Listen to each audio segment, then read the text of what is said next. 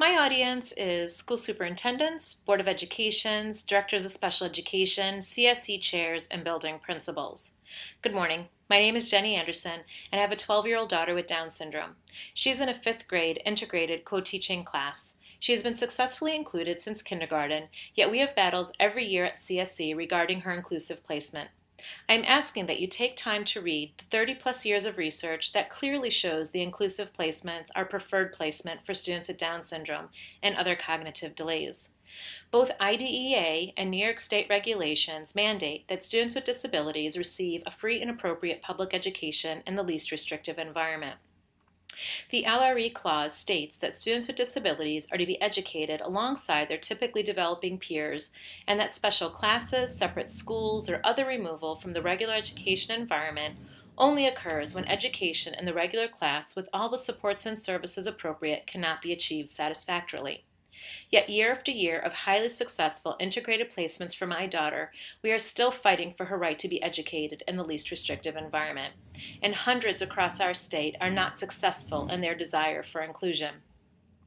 The abundance of research which supports inclusive placements have shown the following.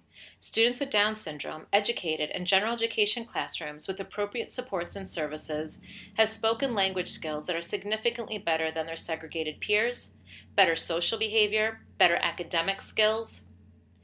Integrated students can work cooperatively and autonomously for up to 300% longer than their segregated peers.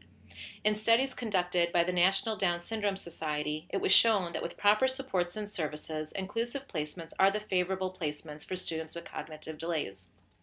Furthermore, several studies done show higher achievement amongst all students in inclusive classrooms on academic, behavioral, and social skills, not only for the students with a disability.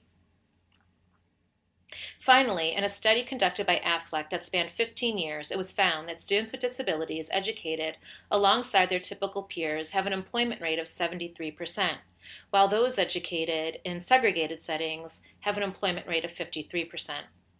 In a report to Congress, the U.S. Department of Education noted that across a number of analyses of post-school results, the message was the same. Those who spent more time in the regular education class experienced better results after high school. This and much other research clearly shows the benefit of inclusive placements.